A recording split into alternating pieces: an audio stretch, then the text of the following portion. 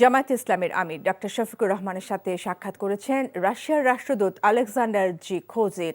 সাক্ষাতে বাংলাদেশের পরিস্থিতি এবং বাংলাদেশে বিনিয়োগ সহ বিভিন্ন বিষয়ে আলোচনা হয়েছে বলে জানিয়েছেন দলটির নায়েবে আমির সৈয়দ আবদুল্লাহ মোহাম্মদ তাহের।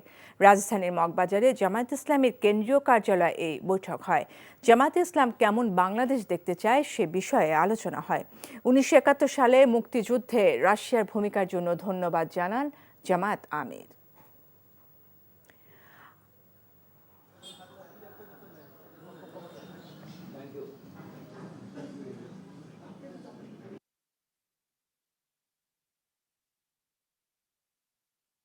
আসসালামু আলাইকুম ওয়া রাহমাতুল্লাহি ওয়া বারাকাতুহু। রাশিয়ার বর্তমান অ্যাম্বাসেডর এই ঈদে জামা জুতো অ্যাক্সেসরিজের ডিসকাউন্ট।